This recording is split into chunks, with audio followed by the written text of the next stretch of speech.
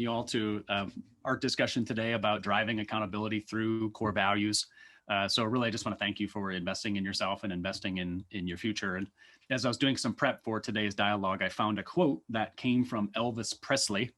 And the quote was, "Values are like fingerprints. Nobody's are the same, but you leave them all over everything you do."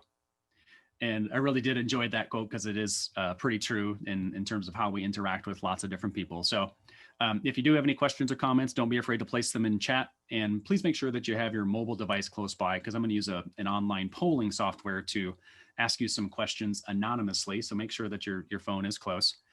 And as I've mentioned a couple times already, the webinar is going to be recorded, or is being recorded. So that we, and I think it should be okay. Yeah.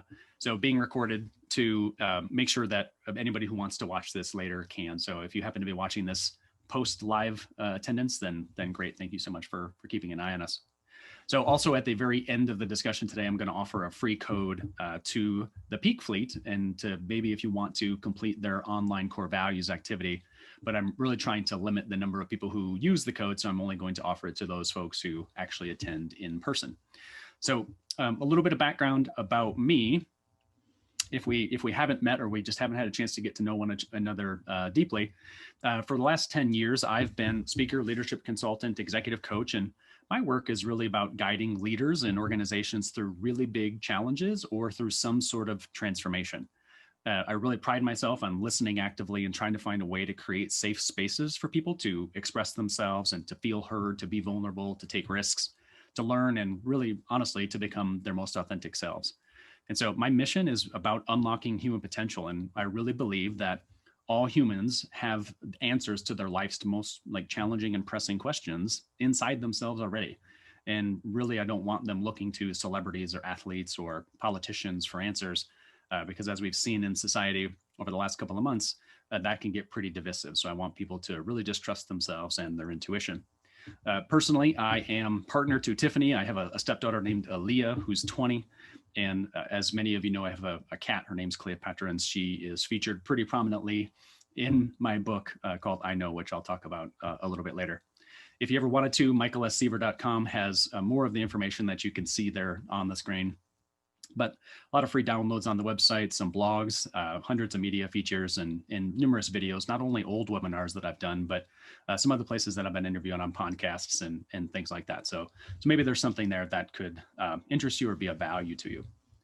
So when we talk about core values, I'm going to lay the foundation a little bit by talking about goal setting and some of the things that might interrupt us day to day today, and some other research that I found with regards to core values and how they're used.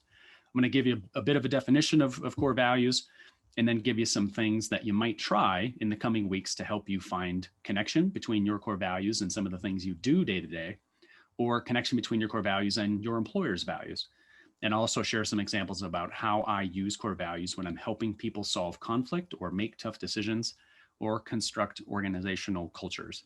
So we'll go through that stuff in the next hour or so. So if you can, snag your mobile device. And I'm going to see if I can toggle back to the page here. Oh, let me turn my email off, sorry. And I'm going to go here and put up this MentorMeter question. So if you go to menti.com, so www.menti.com, it'll prompt you to put in a code, and the code is 9700081. And it's at the very top of the screen there, kind of in the center. And the question it's going to ask you is, what % of organizational change initiatives actually succeed? And so there's a handful of responses or options there. Go ahead and just pick one. Fingers crossed it's actually working. Okay, so it is working, that's great.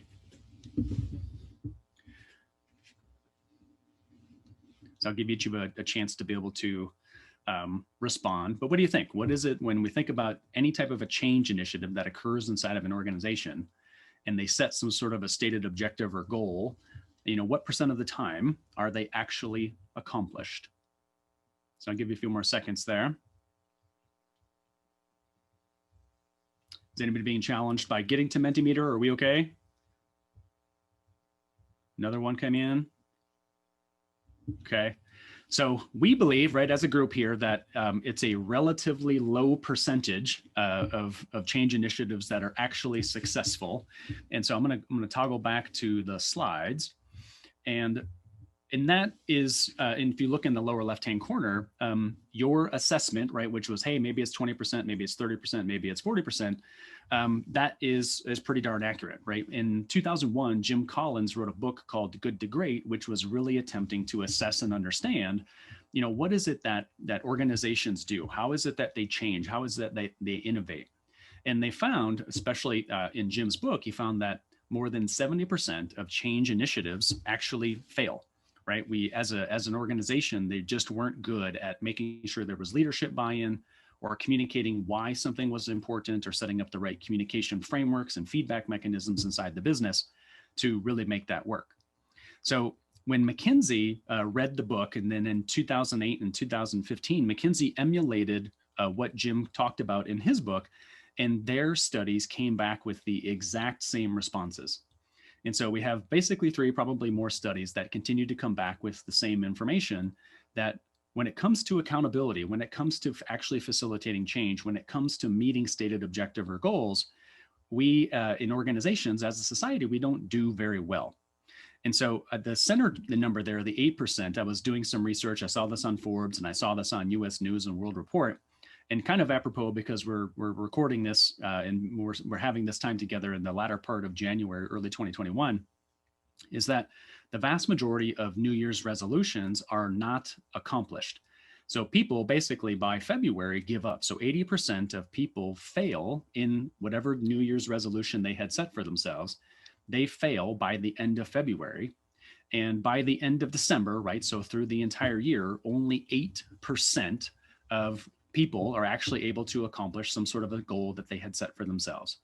So I don't really advocate for people to set New Year's resolutions. I ask for them to consider choosing some sort of theme word for the year. Maybe they find an accountability partner. What repeatable systems and habits can they use daily, or the routines? And as we talk about today, we'll talk about core values and how they might help to mitigate some of this lack of accountability, if you will. And in the upper right-hand corner, you can see a couple books that I think are pretty important.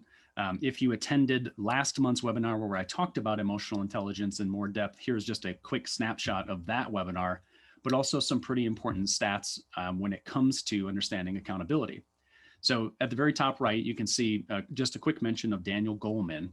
And in his research in 1995, he found that persons who have higher emotional intelligence, they're actually able to mitigate stress faster, they're healthier physically, and they are able to start fewer tasks and finish them, which is important when we think about accountability, right? It's an important piece of the puzzle.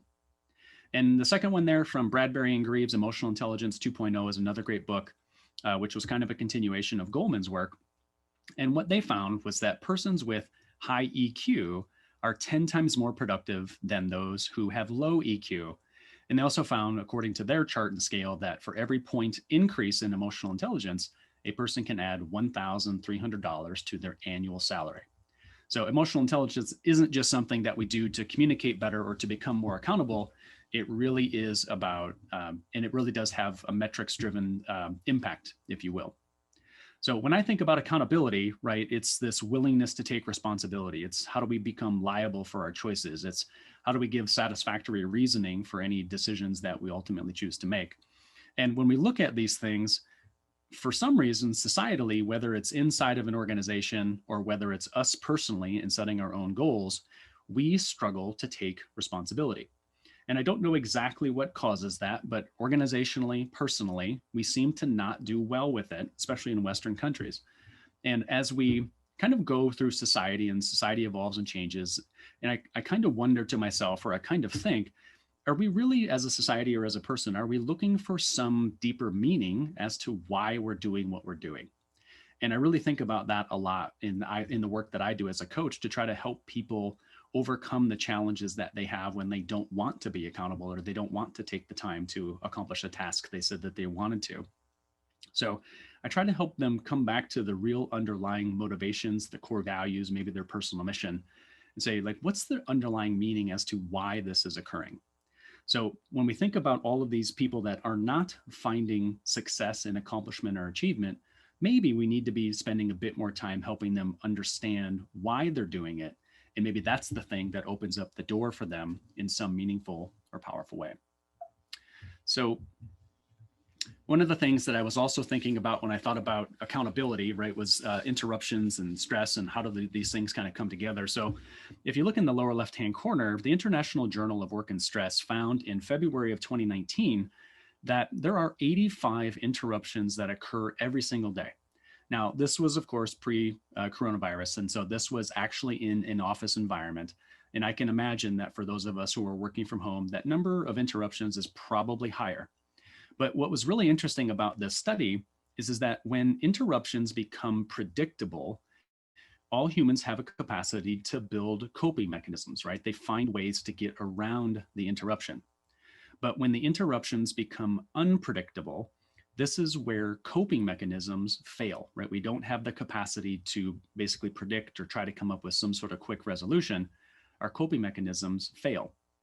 So when we think about these interruptions, of course, there are lots of negative impacts from them, if it's stress or if it's our capacity to stay accountable and accomplish a goal. But I think what's happening in society is that we're less accountable because the interruptions that are occurring in our society are way less predictable than they might have been in years past. So with the pace of change, with social media and the way that it has impacted all of our minds, I think that people are kind of getting to that place where they're trying to find new criteria or new decision-making skills around how do we limit the interruptions? How do we become more accountable for the things that we genuinely care about? Now, the center stat from Michigan State University, this was a study that MSU had done in partnership with the US Navy's Office of Naval Research. And they were giving people very linear sequential tasks. And what they were doing as they were going through the process of completing those sequential tasks, they purposely interrupted them. And so what they found is that after the purposeful interruption, the individual would try to go back to continue to work through that linear task, and their error rate was more than 2 times than what it was pre-interruption. And so if we don't do a good job of holding ourselves accountable to the things that matter most to us, we're much more prone and likely to make more mistakes, especially after the interruption occurs. So we want to make sure that we find a way to stay as focused as possible. So imagine, being interrupted on a task that's much more difficult or it's much more emotionally challenging. The error rates can actually get even bigger or higher. And one of the things that I said in the last webinar last month with regards to emotional intelligence is that whenever our body takes in some sort of a stimulus, right, some sort of a sight or a smell or a sound, or we touch something, it has to go through the nervous system into the very back of the brain. And what it goes through first is something called the limbic system. You probably have heard of the amygdala. And it's a very irrational fight, flight, or freeze response to any of the stimulus that we do receive. So we have to build an emotional intelligence as time passes in order to stop the amygdala from being hijacked and to allow the stimulus to make it to our cortex or our neocortex. And so when we have so many interruptions and we're making so many errors and there's so much stress that's just kind of happening in our lives, it becomes really hard to make rational choices and decisions. So it's our work, I think, is to come up with new criteria by which we can make those better, more rational choices and decisions, but it's hard. Now, in the lower right-hand side where you see it says losing focus, Stanford University and what they call their memory lab had done 10 years of research, and they published their research in October of 2018. And what I think they were trying to really address and understand is that in Western societies, being busy is a badge of honor, right? It's one of those things that you think that if you're busy, that you're somehow successful, or that multitasking and being able to juggle a lot of things at the same time, it means that you're happy, you're successful, you're growing, you're developing. But what Stanford wanted to do was challenge that theory. And what they found was that when they were having people go through different brain scanners and try to understand what they were thinking as they were completing tasks, they found that multitasking is literally impossible for the brain. So the human brain cannot multitask. It does what's called task switching. So when we try to multitask too much, we lose focus on what it is that we're supposed to be doing really quickly. We become less accountable. So basic memory tasks, we're not able to, really filter out, unimportant information. we become chronically distracted. And over years and years and years of doing this, our memory actually lapses and we become less capable of having a strong memory. So one of the things that I was thinking about as I was reflecting back on the survey or the study is that, I think in some capacities we've become less accountable as a society because we've lost touch with what it means to be human, right? I think many people in Western societies think that we're human doings, not human beings. And there's a big difference between the two. And I just want to bring it to everybody's attention, right? The goal in human life is not to accomplish or achieve, it's to have deep and meaningful experiences, right? Big difference between those two. So when we think about accountability, right, there's going to be lots of interruptions and distractions, especially from the pace of change in society or social media. But we have to remain really focused, and we need some criteria by which we're going to stay focused. And so perhaps some of these things might help with that.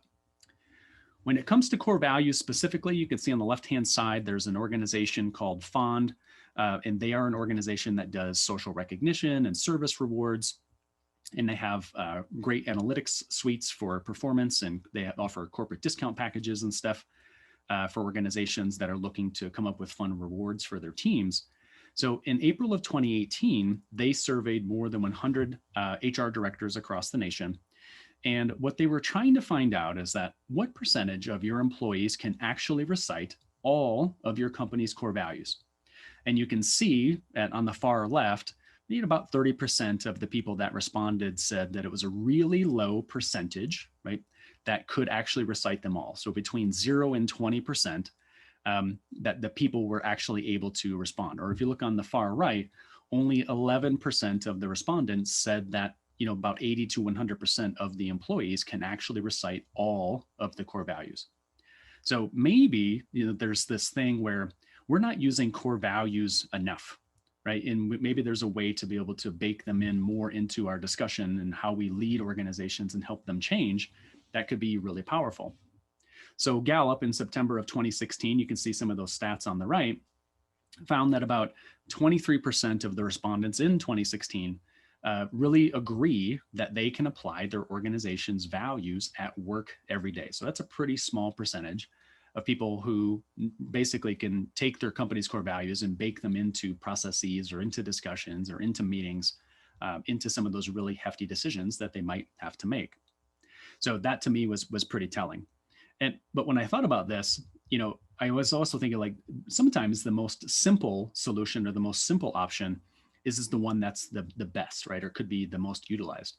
And you can see the second stat there, 27% of employees strongly agree that they believe in their organization's values. And so this might be a little bit of a shock to some of those HR professionals around the world that haven't spent as much time on their core values and finding ways to bake them into the organization's day-to-day.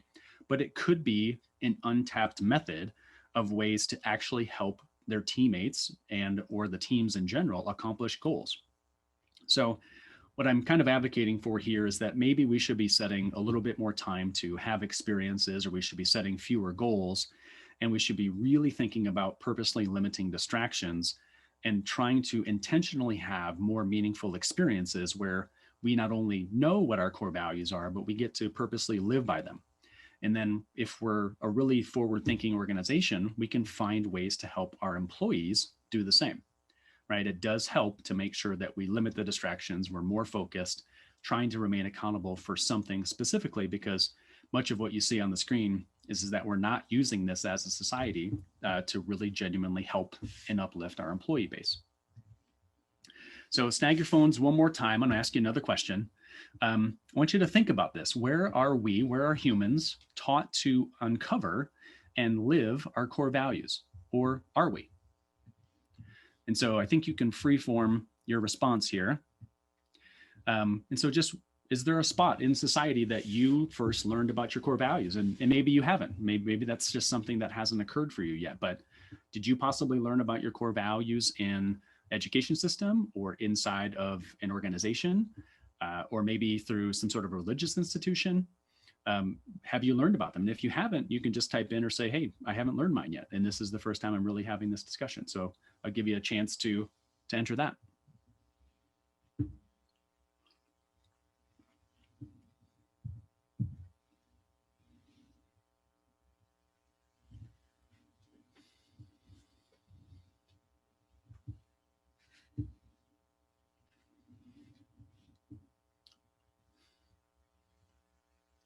Okay, so for those attending today live, right, maybe we learned about our core values through a church, or for those of us who have gone to a formal coaching school, yeah, definitely there.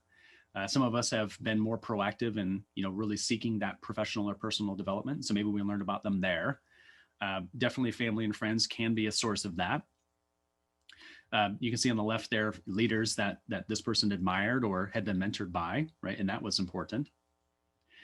Or in the center there, maybe we learned them growing up unconsciously, but then we choose, things differently as we get older. And those are all beautiful responses. And in my experience, right, there wasn't really a time during the K through 12 education system or in my undergraduate degree or even my graduate degree where this was really a significant focus. We had to go to alternative places in order to find a way to uncover these things about ourselves. So just be mindful of that society really isn't designed to have these discussions, but maybe we can shift that a little bit and start to bring that more into the discussion. So on the screen, you can see in the upper right-hand corner some core values, or the definition of core values. So, and this is a combination of some different definitions that I found online, and you're welcome to do whatever search you want for your own. But I really think that core values are a foundational belief that a person lives or that an organization operates from, right? They can be deeply ingrained principles that guide a person or an organization's behavior. They can be cultural cornerstones in some way. And so I have a partnership with the Peak Fleet. You can see in the lower right-hand corner, one of the screenshots of what their card deck looks like, or even their website. And on the left-hand side, for all transparency's sake, those are my core values. And it's pretty important to me to be authentic and to be transparent. So you can see my core values there on the left. And when I started to think about why is knowing our core values important, it came down to some of the things we've already talked about today, looking at some of that interesting research, which is it can help with accountability, or it can help with increasing our emotional intelligence, which impacts our life in many ways. Knowing our core values can limit interruptions, right? We can choose differently when it comes to the things that we genuinely want to spend time on.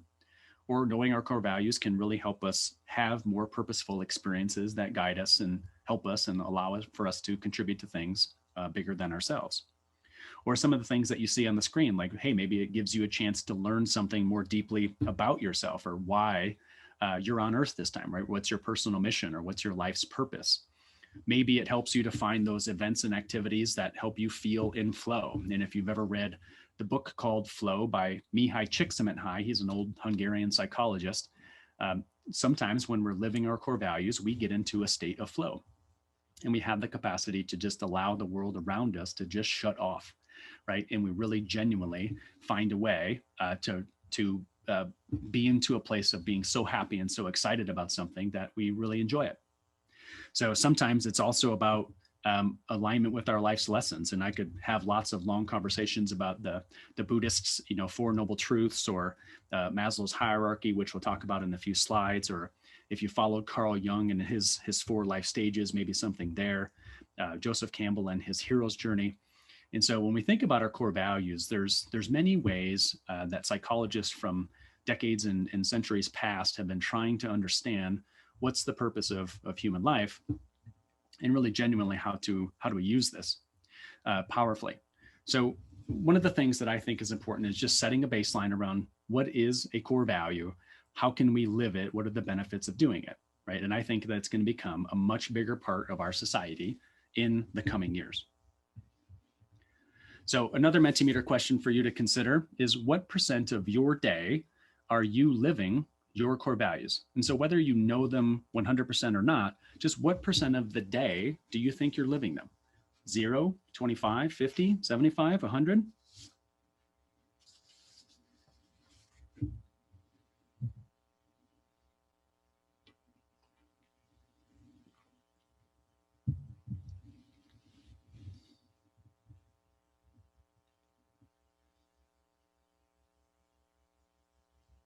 And there's no right or wrong response. It's just an awareness, a baseline, or a benchmark of where we're at today. So for the folks that are on our live session, you can see that there's a pretty equal distribution from 25% all the way up to 100%. And so for those of you who ranked yourself 25 or 50, maybe today's discussion, especially some of the things I'm about to share, could be really helpful for you to make sure that you increase your percentage to some higher number. But thank you for taking the time to respond to that. So there's a lot of stuff on the screen there, and I don't want you to necessarily take notes about it, but I'm going to send out these slides after we're done with today's live session. So I will send you the slides and you can take a peek at them. But let me describe this kind of first activity for finding connection, if you will. So after this live session is done, I'm going to send you an email. And inside of that, there will be some information, not only these slides, but also some information about where you can actually take the core values activity online. But after you've done the core values activity online, I would encourage you to grab a blank piece of paper and then write down the left-hand side vertically your top 6 core values.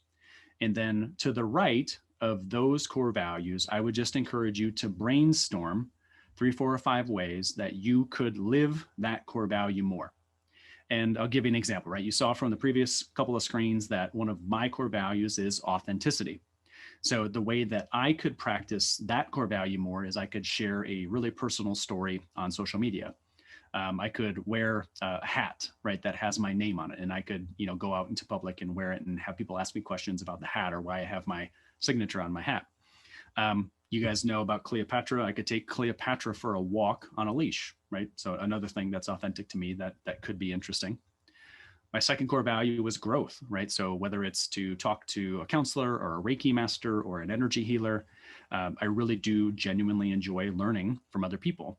So sometimes I journal, sometimes I push myself to have one new experience per month so that I can grow in a meaningful way.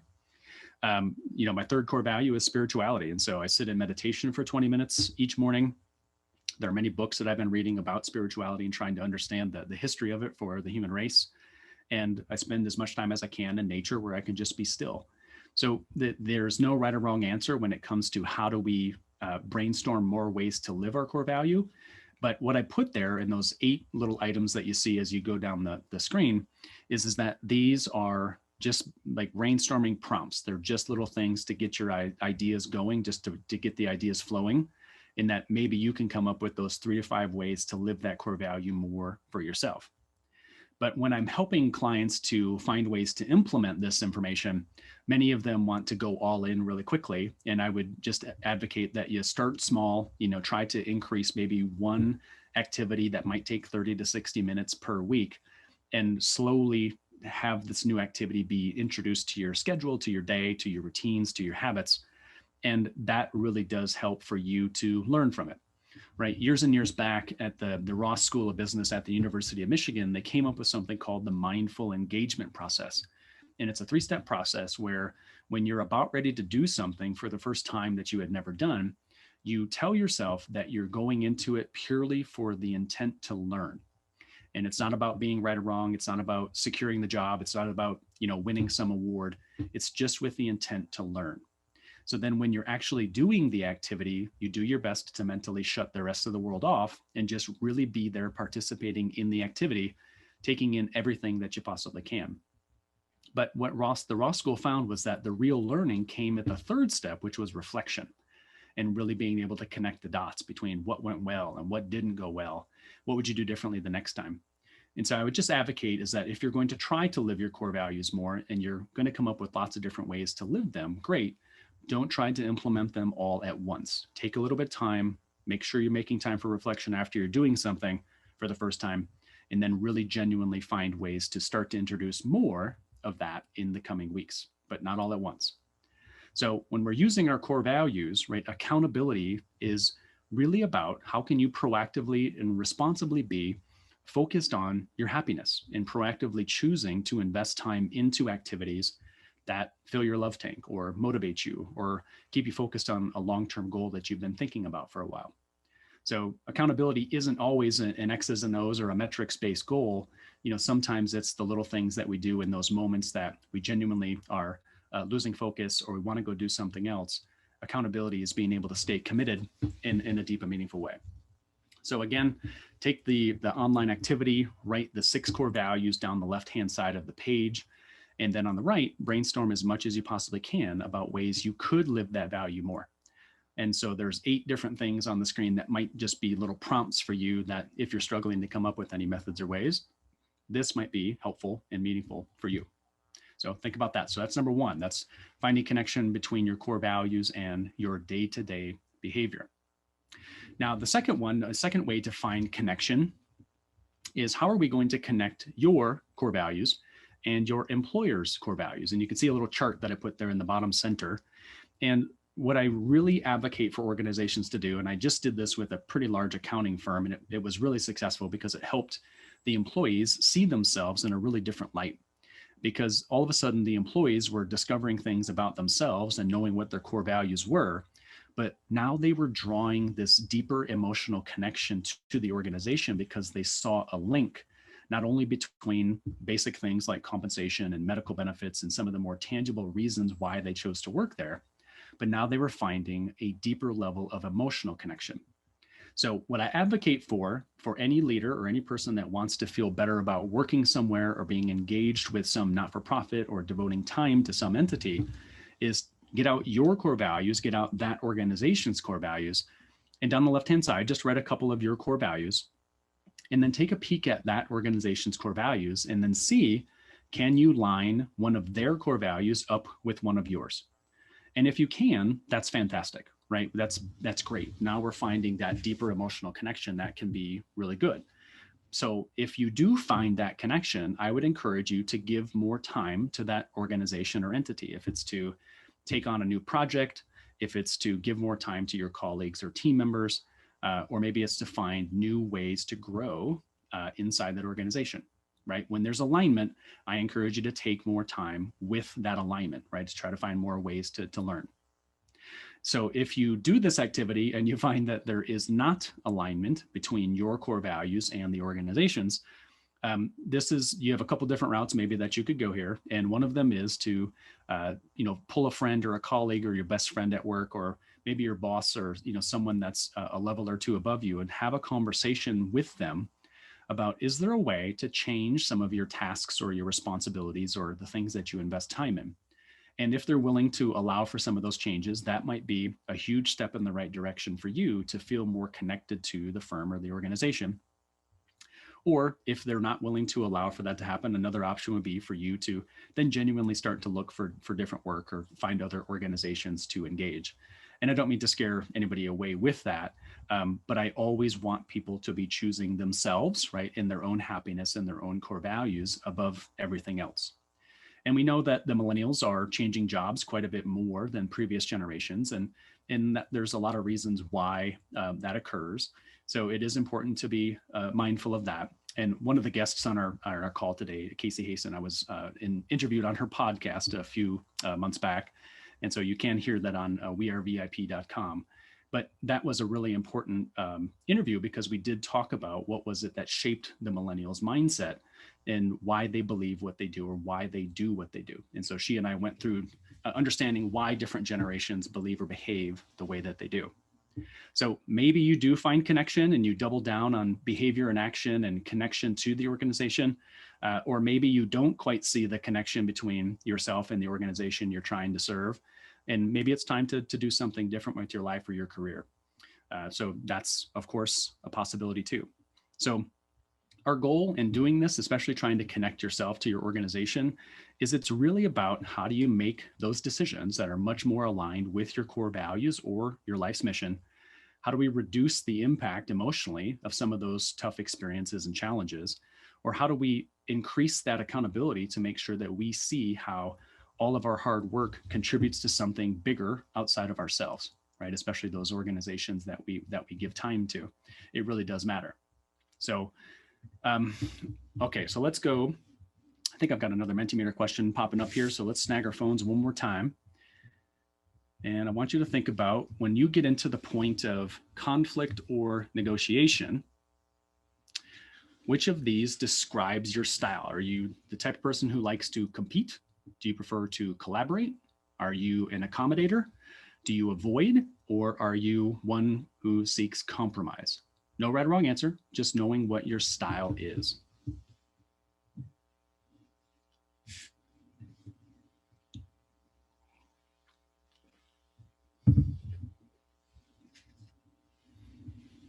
Okay, so we've got a few collaborators and one competitor. Nope, now we've got 4 collaborators. Good. Okay. So we tend a little bit towards collaboration. One of us does like to compete. And again, no right or wrong way, just recognition of different styles. So what I want to point out here is that when I'm helping to mediate some sort of a conflict resolution or to try to find a way to help people share the perspective of another person around them, here's a way we can use core values to resolve that conflict or to reimagine how the differences between themselves and another person are actually a blessing or a good thing. So as an example, with an accounting firm, I had to lead a mediation between 2 of their employees.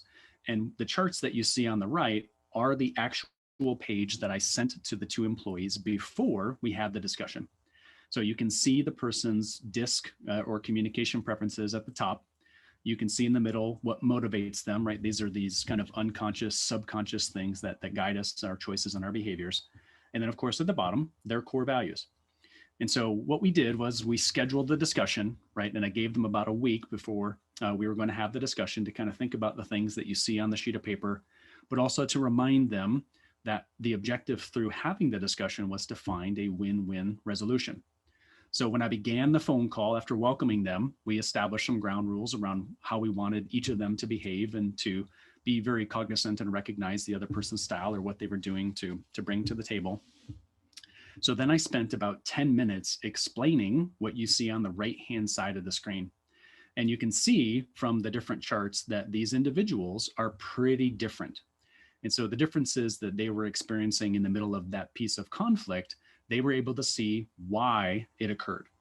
So I went through and I explained the different communication styles, right where you can see at the top where it shows the DISC styles. And so anybody who is a red line, right, they prefer during conflict, they prefer to compete. Anybody who is a yellow line, they prefer to collaborate. Anybody who's a green line, they prefer to accommodate. Or anybody who's a blue line, they tend to avoid. And so you could see that these 2 styles were pretty radically different, right? The person on the left was pretty extroverted. The person on the right was pretty introverted.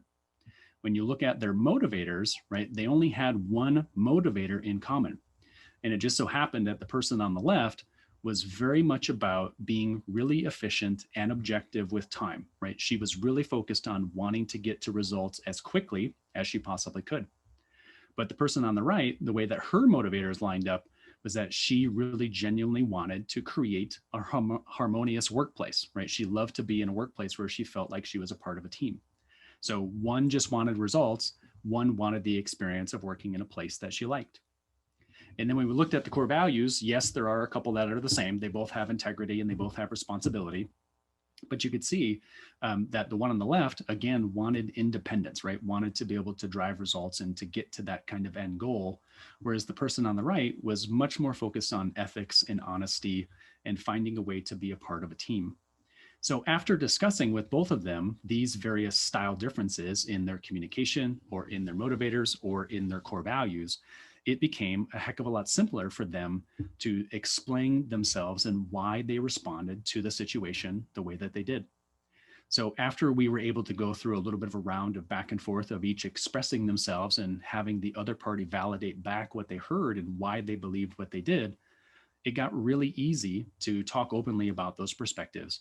And very rapidly, the conflict went away and we were able to come up with 3 really easy solutions for them to work through in the next couple of weeks. So the key is really the 3rd step, which is where someone like us, like as a coach, we can help them see how their different communication styles or their motivators or their core values, how different they are and why someone thinks the way that they do. So at the very end of the discussion, each was able to verbalize and say, I'm going to go do this action and activity. We'll get it done by this date. And now we're in a much, much better place. And so in the next month or so, I'll follow up with each of them and see how they're doing.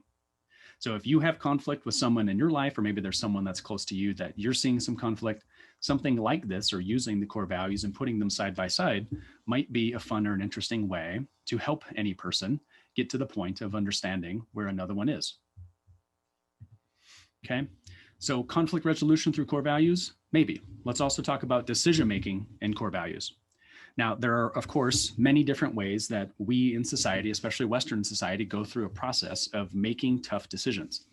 But I want for you guys to look at this through the lens of how can we use core values to empower employees at all levels of an organization to make really vertically aligned decisions, right? Not just decisions that are beneficial for them or what it is that they're doing with their work product or tasks, but making vertically aligned, meaning how does it benefit everybody at the same time? And that's important. So there are challenges with this, right? It can create some subjective thinking in what one person might do because of their core values is a little bit different than the other. So there are challenges in it too, but that doesn't mean we don't try. So, but what's really critical about this process is that it helps them to start coming up with solutions instead of always bringing problems to a boss or to a leader. And you can see in the upper left-hand corner, there's lots of different decision-making tools, right? The SWOT analysis, strengths, weaks, opportunities, and threats. And this is, right, a technique that we can assess our organization's competitiveness or strategy, and it's good for that. Or an Eisenhower matrix, which is, you can see a graphic there on the right. This works really well if we're trying to make tough decisions in the moment on the spot, right? So a little bit connected to core values, but really tough decisions in the moment on the spot. If we need to do a feasibility study, it's really about, is it really something possible, right? If we're thinking about doing something, is this thing possible, or is it really justified use of our time, right? So I look at feasibility studies to kind of say, is it really a good use of our time? A decision matrix, right? It's about the team coming up with variables and trying to find ways to weight them and then choosing, does it really make sense to do this thing or not? And then the team gets to choose if it makes sense to do it. Or our cost benefit analysis, how much do the benefits of a choice outweigh the costs, right? So there's lots of decision-making tools, but the two that are at the bottom of the left-hand side there, I want to call out because, to me, they're core values centric. And there's an organization that I've supported, it's a consulting firm, and they took on the WIN acronym, What's Important Now. And it became a thing for them where they were able to walk around and constantly be asking one another, what's important now? And so when they were able to start asking that, they were able to make better decisions. They were able to spend less time on activities and projects and things that were genuinely not connected with where the organization was going, but really focused on what is the most important thing they needed to get done today in order to advance a project or a client thing forward. So in order to vertically integrate an entry-level employee or a frontline employee's choices, we have, with another organization, looked at and said, can we get all of those employees to ask a really simple question? And the question is this option or this activity or this thing, is it in alignment with my employer's core values, my employer's strategic plan, my department's goals, my personal goals, and my core values? And anytime that person begins to look at the world through that lens, not only are they finding solutions first, but now they're seeing things that are benefiting everybody, hopefully simultaneously. And that's really the goal, is to take away kind of just this pure individual component and to get them to think a little bit bigger picture about how can they serve all of those people around them. So this is the way that I would use core values, right, inside of an organization, is to kind of create meeting structures or one-to-one dialogues where we can start to come up with solutions and options where the person does use his or her core values and connects them to the organization's core values, the strategic plan, some metrics-based goals for the department, or even their own goals, right? The more integration between those things, the better.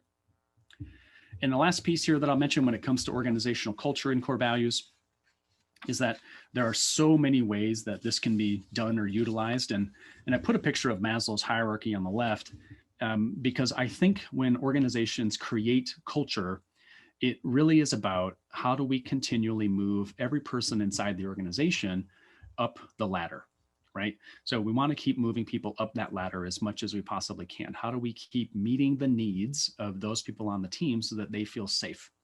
And we've seen through Google's Project Aristotle and many other places that when an employee feels psychologically safe, they're much more likely to take risks and to be vulnerable and communicate with trust and to be able to work through conflict much more safely. So our work is to constantly realize that all people on our team have these needs, and we want to create the right structures and systems that take some of the lower deficiency needs off the plate and move them to a place of focusing in on growth. Okay, that matters a lot. So one of the things that I want to talk about values is that they're contextual. So someone's core values, of course, cannot be right or wrong, but core values in one country versus another may or may not be right or wrong, right? That every culture around the world does things just a little bit differently, and different organizations have different core values, and different people have different core values. So just be mindful of that, right? Is that sometimes there's a contextual nature to this that we do need to be mindful of. So I really think it's important to say, how can we bake core values into things like recognition systems? And so I've got a client that uses a product called You Earned It, which is kind of like an online system where people are allowed to give points to one another. And so what they do is they give points to people based on whether or not an employee sees another employee living his or her core values or the organization's core values. So they're earning points in the capacity to take time off or to receive gifts or to get additional compensation based on whether or not they're living that core value. I've also worked with a client who put core values into the annual performance review. Now, we've seen this quite a bit with many organizations for decades when it comes to a person living the organization's core values. But this organization actually put how well the person lived his or her core values in the performance review, right? How authentic were they being when they showed up at work every day? So don't be afraid to consider that if that's important to you in some way too. Or maybe you train your human resources team, or if you have coaches internally. I think it was the TV show on Showtime, I think it was called Billions. And there was I think the coach inside that show was Wendy Rhodes, I think her name was. And so maybe you have a person like Wendy Rhodes, who's kind of a staff psychologist, if you will. And someone like that does core values activities with lots of employees, or maybe the entire human resources team does. One of the firms that I had served recently, we actually went through and trained 35 of their employees to become kind of internal coaches. And they're really, really great at using the core values in their own way to make sure that each employee does feel uplifted. I just gave the example with regards to disciplinary conversations. And so maybe we bake core values into that so people can have more fruitful dialogue. I've actually got a couple processes when it comes to one-to-one meetings or group meetings where we make sure that there's time distributed in every single one of those meetings for a person to share how they've lived their core values in the last couple of weeks. And so we want to make sure that people bake it into discussion on a day-to-day basis so that they feel really safe to talk about those things. Okay, so that matters a ton. So be thinking about that.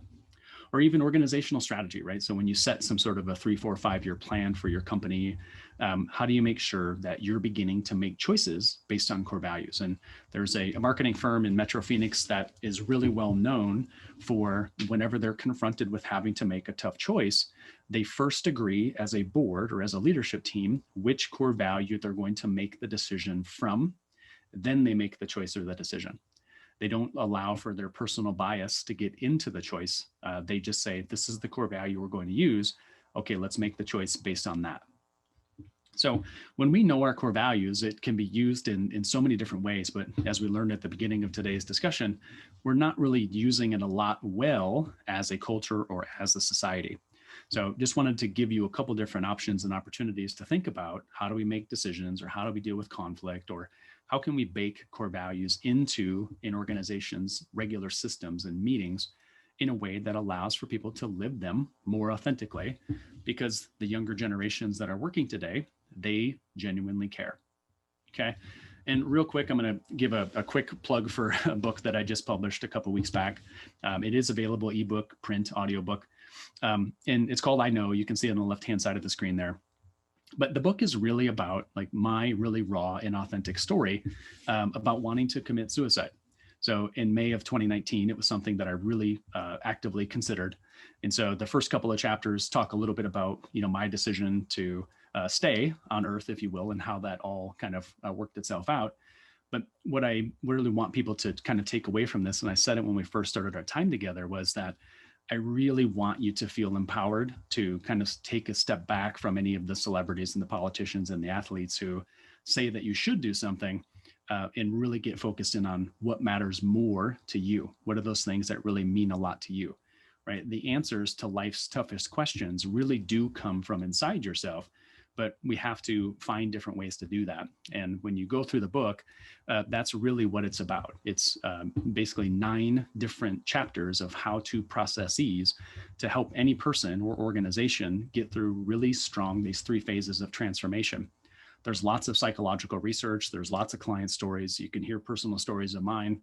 And then it really, when somebody is done reading the book, they're going to find that work-life integration for themselves. They're really going to be able to live their authentic brand in a really powerful way. So just encourage you to maybe find a copy of that or read through it. I've had 2 organizations reach out to me already that want to start book clubs based on the book. So that's likely to happen. One's in the US and one's in India. So there's a probability that there'll be some book clubs and things popping up as a result of this particular book. So we'll see how those things play out. So one final MentorMeter question, and then I'll let you go for the day. So when we just talked in the last about 50 minutes, time went by pretty darn quick. But which learning for today's discussion was most interesting to you? So go ahead and freeform any response that you have. Just want to see what you taken away from our time together.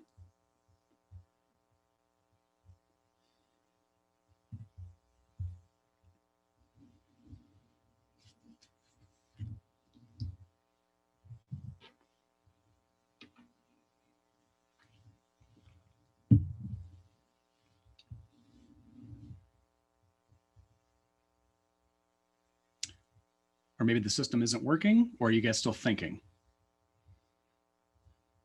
Oh, here we go. Okay. I was using MentorMeter yesterday for a client conference and did have a little bit of struggle with it. I don't know if it's the new operating system that I downloaded to my computer, but I was struggling a little bit yesterday too. So for the folks who are participating live, right, learning that was really interesting, how to integrate core values into my day. Accountability really can be better, right, when you're living your core values. So if we're going to, do that little bit of a comparison between your personal core values and the company's, maybe there's some other options for you. Those activities that we do each week are also pretty darn important. So there's lots of different ways we can use them, but because this is not something our society has practiced for a long time, it's something that we all have to look at just a little bit differently and do a little bit of practice and experience with it. So I'll mention one thing and then I'll give you the code is really at the end of the day, when it comes to accountability, right? When it comes to taking responsibility, it is hard, right? Our society doesn't do well with it, right? 70% of change initiatives fail. Only 8% of New Year's resolutions are actually accomplished. The level of emotional intelligence in certain places in society is not great, but it is a key component of how we find success in our world. People who do have more emotional intelligence are genuinely healthier. They're 10 times more productive. But the way that society is kind of working itself out, there's way more interruptions and there's way more focus on how do we become great multitaskers when in reality, that actually doesn't serve us physically, right? It actually harms us more long-term. So how do we do less task switching? And, how do we find more ways to do the things that really matter? Because even through Gallup's research from 2016, right, employees just don't feel necessarily connected to their employer's values. And so how do we find that? So I think if you were to practice the brainstorming activity, if you were to maybe do the activity to connect your core values to your employers, that could be interesting. Ask yourself when you have to make those tough decisions, is this in alignment with, the employer's values, your goals, the department's goals? That could be really interesting. Or even the little quick example that I showed you about how do you resolve conflict, looking at communication styles or looking at things through the lens of the core value. And then you can see on the right-hand side there, I'm going to do another webinar on the 18th of next month, but this one's going to be a little bit different, focused on personal branding. So I'll leave you with, just this quick quote on the left from Stephen Covey.